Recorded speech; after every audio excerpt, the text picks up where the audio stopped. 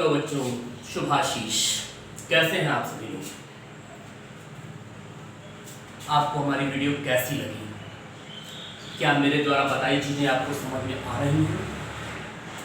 यदि समझ में आ रही हैं तो आप में जवाब लाइक बटन क्लिक करके देंगे, और नहीं समझ में आ रही है तो उसे आप कृपया अनलाइक कर दें। और बच्चों, यदि समझ में आ रही है हमारी वीडियो तो आप इस वीडियो को, हमारी सभी वीडियोस को सब्सक्राइब करना ना भूलें, जिससे मैं जब भी कोई नया वीडियो तैयार करूं आपके लिए तो वह आप तक तुरंत पहुंच जाए। ओके बच्चों, तो अभी तक हम प्रकाश के परावर्तन के बारे में पढ़ रहे थे।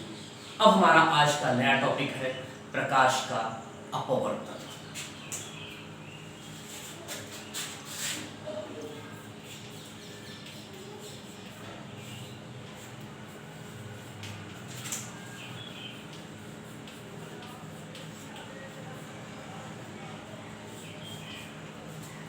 प्रकाश का अपवर्तन क्या होता है?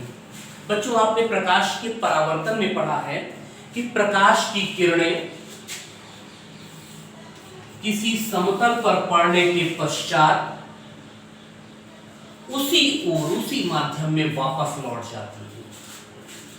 इसे हम प्रकाश का परावर्तन कहते हैं। ओके? प्रकाश की किरणें किसी सतह पर पड़ने के पश्चात वापस उसी माध्यम में लौट जाती हैं, तो उसे हम प्रकाश का परावर्तन कहते हैं। अब जब प्रकाश के अपवर्तन की बात हम करते हैं बच्चों, तो प्रकाश की किरणें एक माध्यम से दूसरे माध्यम में प्रवेश करती हैं। क्या होता है इसमें? प्रकाश की किरणें एक माध्यम से दूसरे माध्यम में, दूसरे पारदर्शी माध्यम में, याद रखिएगा, जब तक माध्यम पारदर्शी नहीं होगा प्रकाश की किरणें उसे पार नहीं कर सकेंगी। ये आपको पिछली कक्षा में या पिछले वीडियोस में बताया जा चुका है कि प्रकाश एक सीधी रेखा में चलता है, परंतु उसके मार्ग में कोई अपारदर्शी वस्तु आ जाए तो प्रकाश अपना मार्ग परिवर्तित कर देता है। इसे प्रकाश का विवर्तन कहते हैं। ओके? इसीलिए कहा गया है कि जब प्रकाश की किरण एक माध्यम से, एक पारदर्शी माध्यम से दूसरे पारदर्शी माध्यम में प्रवेश करती है तो वह अपने मार्ग से विचलित हो जाती है, अपना पथ भटक जाती है, या तो अभिलंब से दूर हट जाती है या अभिलंब की ओर झुक जाती है। प्रकाश की इस घटना को प्रकाश का अपवर्तन कहते हैं। ठीक है बच्चों, देखिए क्या है। ये मान लेते हैं हम एक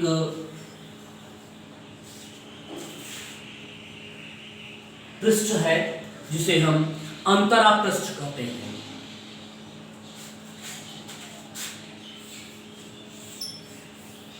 ये कांच का एक स्लैब है, कांच का एक स्लैब है जिसमें इसको हम क्या कहेंगे? अंतरा पृष्ठ। एक माध्यम ये है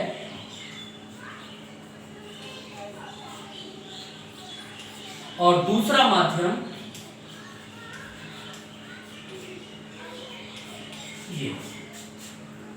ठीक है? दोनों पारदर्शी हैं। ये वायु है माध्यम, ये कांच है।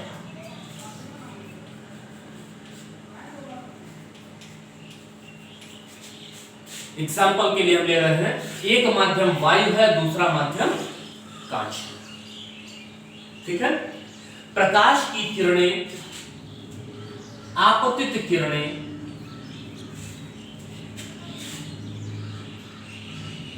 कांच के अंतरा पृष्ठ पर पड़ने के पश्चात अभिलंब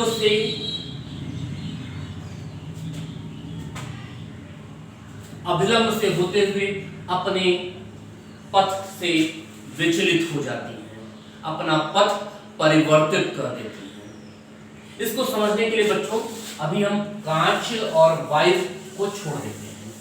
अभी केवल इतना हम समझते हैं कि यदि प्रकाश की किरणें एक पारदर्शी माध्यम से दूसरे पारदर्शी माध्यम में प्रवेश कर रही हैं तो अभिलंब आपको बताया गया है, आपतन बिंदु पर खींची गई लंबवत रेखा अभिलंब कहलाती है। ठीक है, अभिलंब हो गया। ये है आपतित किरण,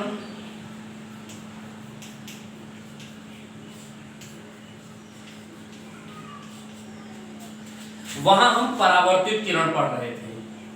क्योंकि बात परावर्तन की हो रही थी इसलिए परावर्तन के पश्चात निकलने वाली किरण परावर्तित किरण थी। यहां बात अपवर्तन की हो रही है तो अपवर्तन के पश्चात निकलने वाली किरण अपवर्तित किरण कहलाएगी।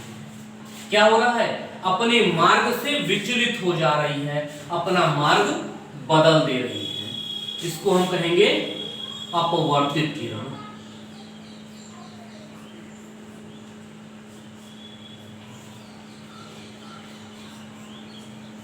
अपवर्तित किरण, इतनी बात समझ में आई बच्चों।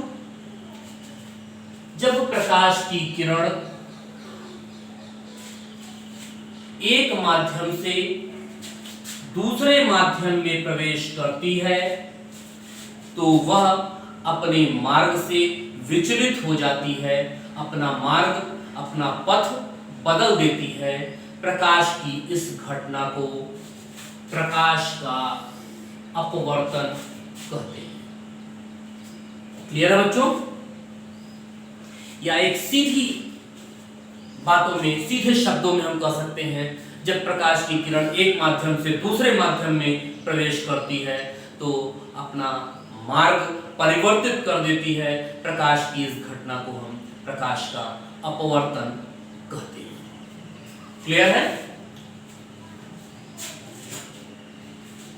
इसको आप बच्चों नोट भी करते जाइएगा, साथ ही साथ नोट भी करते जाइएगा।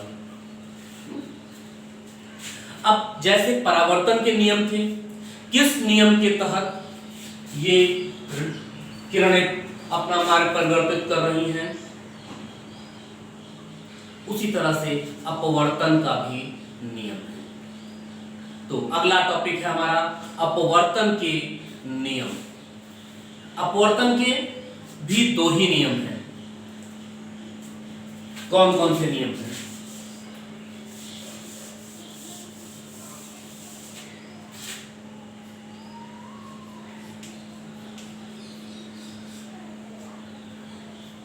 पहला नियम, अपवर्तन के दो नियम हैं।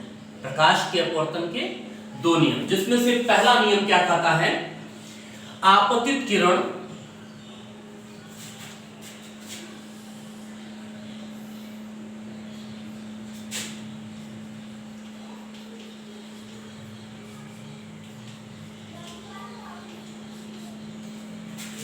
आपतित किरण अपवर्तन के पश्चात अपवर्तित किरण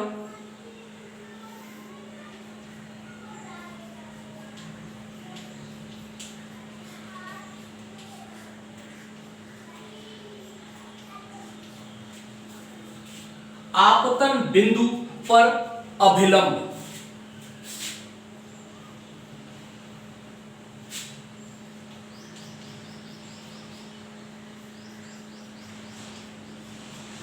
आपतन बिंदु पर अभिलंब, तीनों एक ही तल में होते हैं।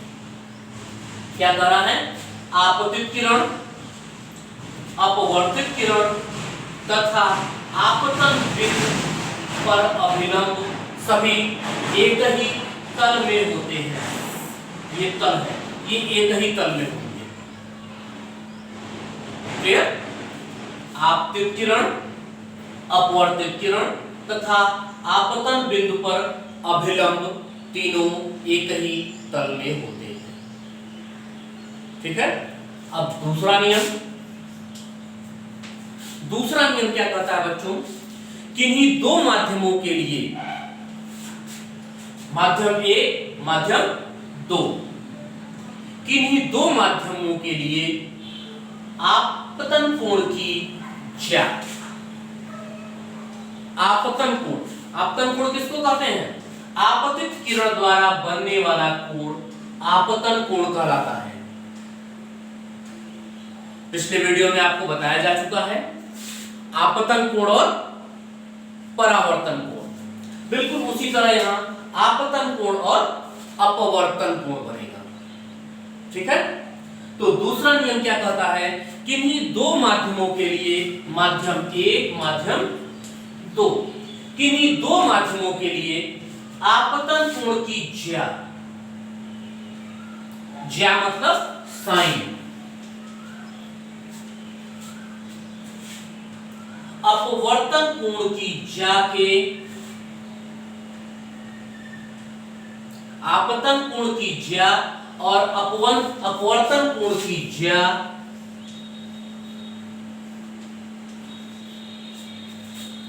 का अनुपात एक नियतांक होता है या नियत मान होता है। क्या कह रहा है? किन्हीं दो माध्यमों के लिए आपतन कोण की ज्या I, अपवर्तन कोण की ज्या sin R का अनुपात एक नियतांक होता है जिसे हम n से प्रदर्शित करते हैं। कांस्टेंट होता है ये।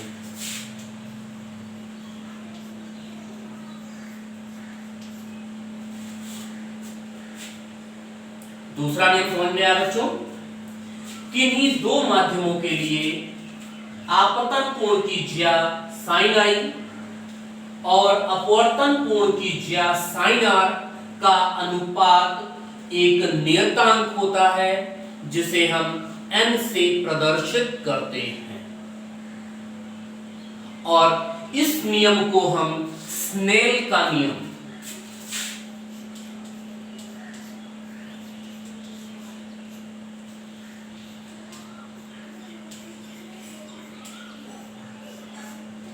स्नेल का नियम कहते हैं। इसको स्नेल ने दिया था,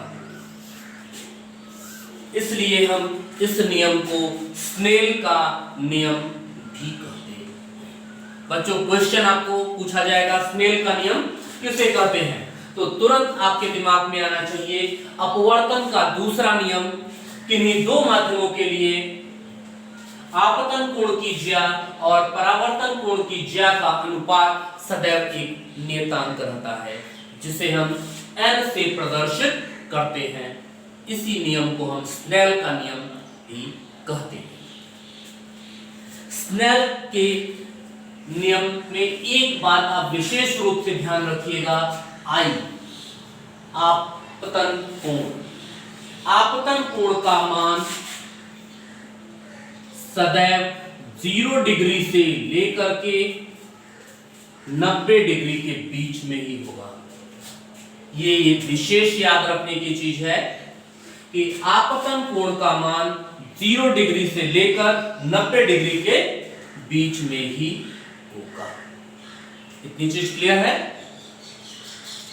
और इसी नियतांक कांस्टेंट n को हम आपेक्षिक अपवर्तनांक कहते हैं। क्या कहते हैं? आपेक्षिक।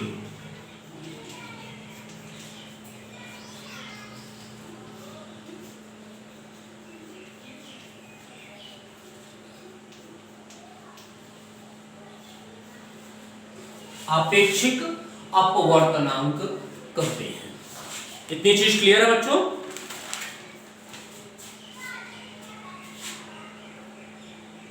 अपवर्तन किसे कहते हैं और इसके नियम क्या हैं?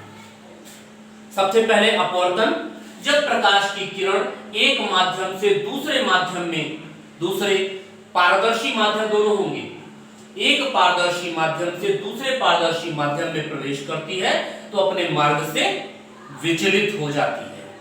इसे हम प्रकाश का अपवर्तन कहते हैं। इसके दो नियम हैं। पहला नियम, आपतित किरण, अपवर्तित किरण तथा आपतन बिंदु पर अभिलंब सभी एक ही तल में होते हैं। दूसरा नियम आपतन कोण की ज्या और अपवर्तन कोण की ज्या का अनुपात सदैव एक नियतांक रहता है, जिसे हम आपेक्षिक अपवर्तनांक भी कहते हैं। यही स्नेल का नियम भी है, जहां आपतन कोण I 0 तथा 90 अंश के बीच में होता है। क्लियर है इतना? अब हम बात करेंगे कि अपवर्तन के पश्चात कब किरणें अभिलंब से दूर हटती हैं और कब अभिलंब की ओर झुक जाती हैं। Now the next point is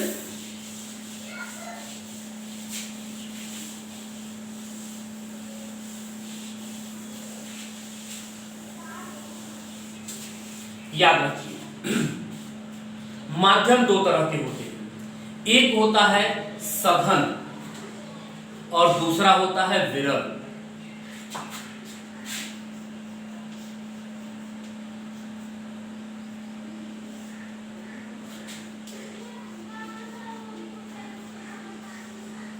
सघन मतलब घना, सघन का मतलब होता है घना हुआ, घना बहुत सटा हुआ, और विरल का मतलब होता है फैला हुआ। ठीक है, सघन का मतलब घना और विरल का मतलब फैला हुआ। तो सबसे पहले हम जानते हैं कि जब प्रकाश की किरण विरल माध्यम से सघन माध्यम में प्रवेश करती है, तब क्या घटना घटित होती है? अपवर्तन के पश्चात प्रकाश की किरण किधर जाती है? हाँ, तो बच्चों, जब प्रकाश की किरण विरल माध्यम से, ये विरल माध्यम में है, प्रकाश की किरण आपतित हो रही है, अभिलंब आपको पता ही है,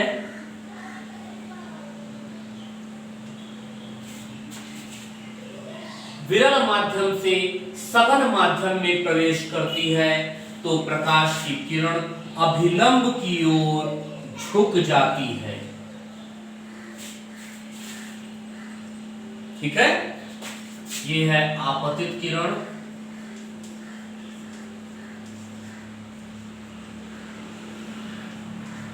ये है अपवर्तित किरण,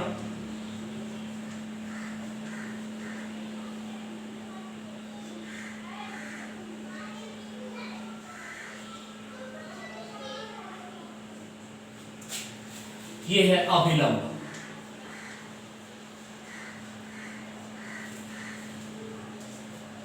ठीक है, जब प्रकाश की किरण विरल माध्यम से सघन माध्यम में प्रवेश करती है, तो अभिलंब की ओर झुक जाती है। इसी के विपरीत जब प्रकाश की किरण सघन माध्यम से विरल माध्यम में प्रवेश करती है, तो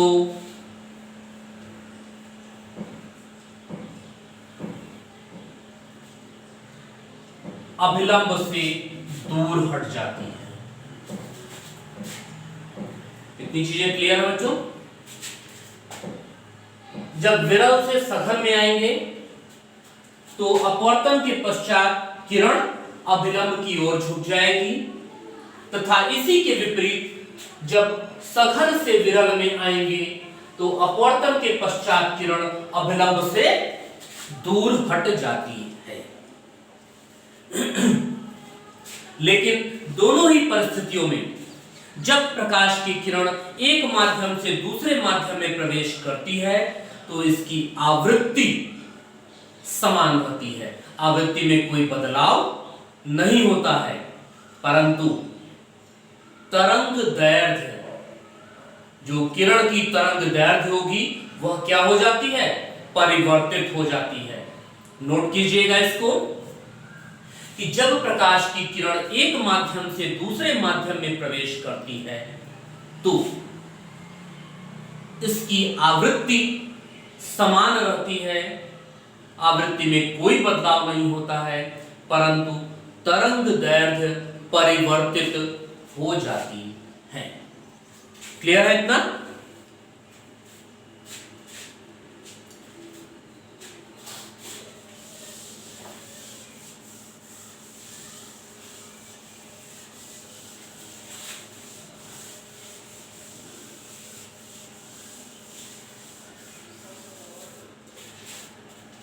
इतनी बातें क्लियर है बेटा? अब हम बात करते हैं, जब प्रकाश की किरण एक माध्यम से दूसरे माध्यम में जाती है तो एक माध्यम के सापेक्ष दूसरे माध्यम का अपवर्तनांक क्या होगा? उसके लिए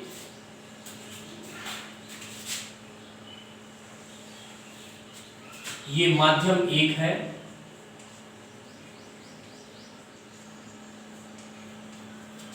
मान लेते हैं वायु है, और दूसरा माध्यम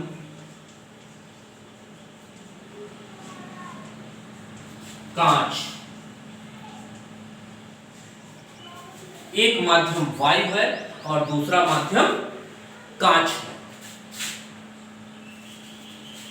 तब कांच के सापेक्ष वायु में अपवर्तनांक क्या होगा और वायु के सापेक्ष कांच में अपवर्तनांक क्या होगा? नोट कीजिएगा, जब प्रकाश की किरण माध्यम 1 से माध्यम 2 में प्रवेश करती है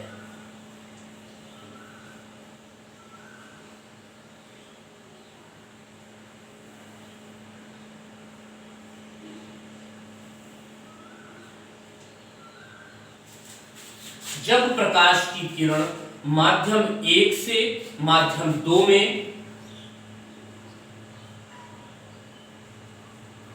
प्रवेश करती है तब माध्यम 2 का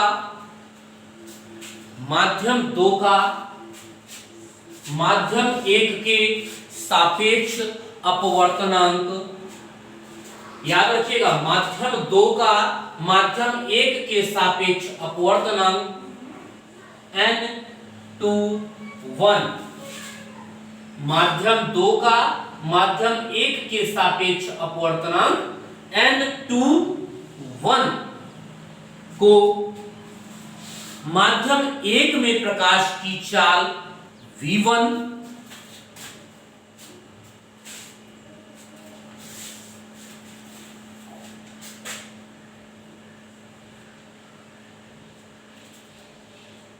माध्यम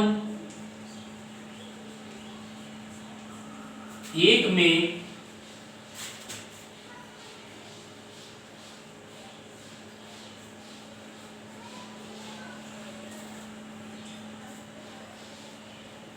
v1 और माध्यम 2 में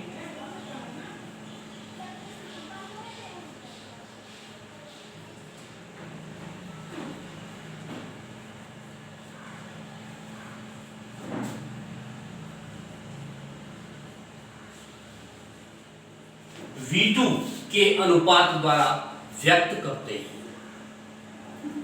क्लियर है?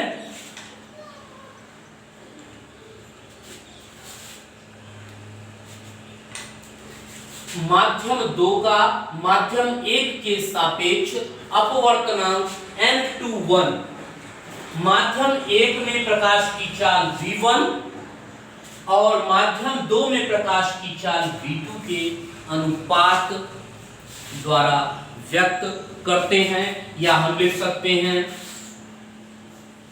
n/1 is equals to v1 upon v2। Clear है इतना? इसी का उल्टा कर दीजिए, विपरीत इसी का।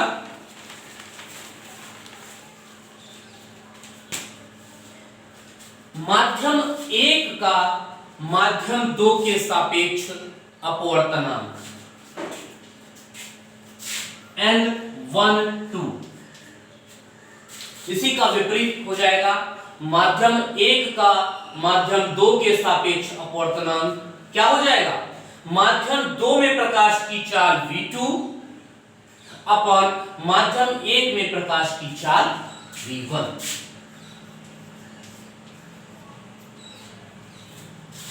क्लियर है इतना? इन दोनों चीजों को याद रखिए। याद रखिए 2 के सापेक्ष 1 का अपवर्तनांक पूछ रहा है तो ऊपर पहला माध्यम, नीचे दूसरा माध्यम। 1 के सापेक्ष दूसरे का अपवर्तनांक पूछ रहा है तो ऊपर दूसरा माध्यम और नीचे पहला माध्यम। याद करने के लिए इसको याद ध्यान में रखिए, ठीक है। यदि माध्यम 1 निर्वात या वायु है, माध्यम 1 निर्वात या वायु है, तब माध्यम 2 का अपवर्तनांक, माध्यम 1 निर्वात या वायु है तब माध्यम 2 का अपवर्तनांक निर्वात के सापेक्ष या वायु के सापेक्ष कर सकते हैं। सामान्य भाषा में हम निर्वात के सापेक्ष कहते हैं। तब माध्यम 2 का निर्वात के सापेक्ष अपवर्तनांक क्या होता है, NM।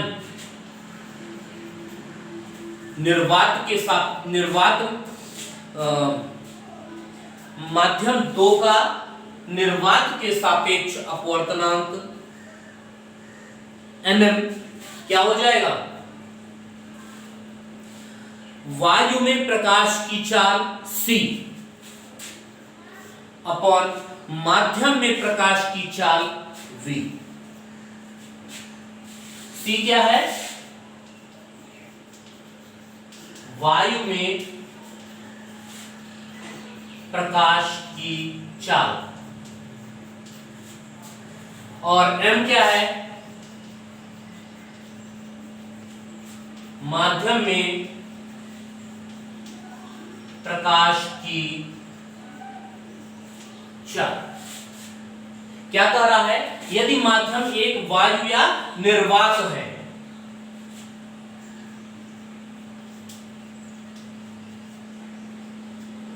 निर्वात है तब तो निर्वात के सापेक्ष माध्यम 2 का अपवर्तनांक या केवल माध्यम का अपवर्तनांक NM क्या होता है, वायु में प्रकाश की चाल बटे माध्यम में प्रकाश की चाल, या इसको C/V हम कह सकते हैं। क्लियर है? माध्यम का निरपेक्ष अपवर्तनांक कहलाता है। इसको हम माध्यम का निरपेक्ष अपवर्तनांक या केवल अपवर्तनांक कहते हैं।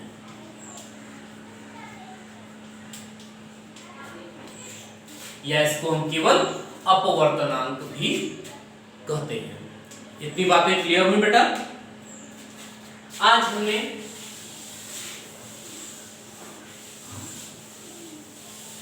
बात की प्रकाश के अपवर्तनांक की।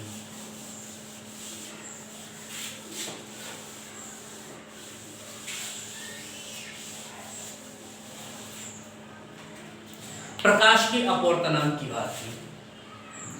अपवर्तनांक क्या होता है? एक माध्यम से दूसरे माध्यम में जब प्रकाश की किरण प्रवेश करती है तो अपने मार्ग से विचलित हो जाती है। प्रकाश की इस घटना को हम प्रकाश का अपवर्तन कहते हैं। इसके दो नियम बताए गए। पहला नियम, आपतित किरण आपतन बिंदु पर अभिलंब तथा अपवर्तित किरण तीनों एक ही तल में होते हैं। दूसरा नियम बच्चों, आपतन कोण की ज्या साइन आई, अपवर्तन कोण की ज्या साइन आर का अनुपात एक नियतांक होता है। इसे स्नेल का नियम भी कहते हैं। उसके बाद बात हमने किया, जब सघन से विरल माध्यम में प्रकाश की किरण प्रवेश करती है तो अपने अभिलंब से दूर हट जाती है। घने से फैले हुए माध्यम में जब प्रकाश की किरण जाती है तो अभिलंब से दूर हट जाती है। इसी के विपरीत विरल से सघन माध्यम में जब प्रकाश की किरण प्रवेश करती है तो अपने अपवर्तन के पश्चात अभिलंब की ओर झुक जाती है। ठीक है। इसके बाद हमने बात की कि एक माध्यम के सापेक्ष दूसरे माध्यम का अपवर्तनांक क्या होता है। सबसे पहले हमने बताया माध्यम 2 के सापेक्ष 1 का अपवर्तनांक क्या होता है। माध्यम 1 में प्रकाश की चाल अपॉन माध्यम 2 में प्रकाश की चाल। इसी के विपरीत माध्यम 1 के सापेक्ष माध्यम 2 का अपवर्तनांक माध्यम 2 में प्रकाश की चाल अपॉन माध्यम 1 में प्रकाश की चाल। इसके अलावा हमने बात की यदि माध्यम 1 निर्वात या वायु है तब अपवर्तनांक क्या होगा। तो इसको हम निर्वात के सापेक्ष किसी अन्य माध्यम का अपवर्तनांक nm, जहां m क्या है माध्यम, कोई भी माध्यम हो सकता है, निर्वात के सापेक्ष किसी माध्यम का अपवर्तनांक कहते हैं। इसे हम nm द्वारा प्रदर्शित करते हैं। nm क्या होता है। प्रकाश वायु में प्रकाश की चाल c अपॉन माध्यम